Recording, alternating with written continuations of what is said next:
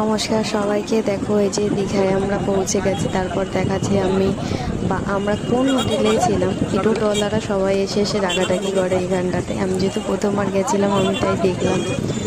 এই দেখো কত খাবার দাবারের দোকান এখানে। দেখো এই যে খোপের মতো এক ধরনের ভ্যান আছে, এটাতে করে আমরা উঠে পড়লাম। এখানে শুধুই হোটেল আর হোটেল, কত হোটেল।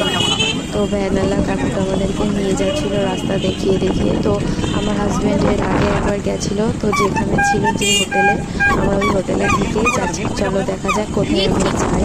দেখো রাস্তায় যেতে যেতে আমি এই যে দেখাচ্ছি, দেখেছো এই হোটেলগুলো, খাবারের হোটেলের সামনে থেকেই আমরা এগিয়ে এগিয়ে সামনের দিকে গিয়েছিলাম। দিয়ে এই যে শ্রী রামকৃষ্ণ গেস্ট ইন, যাই হোক ওই হোটেল ছিল। তা হোটেলটা খুবই ভালো ছিল। আমরা 5th ফ্লোরে ছিলাম, একদম ওই ওপরে একদম মাথায়। এই যে আমার বোন আর আমার ছেলে পায়চারি করছে।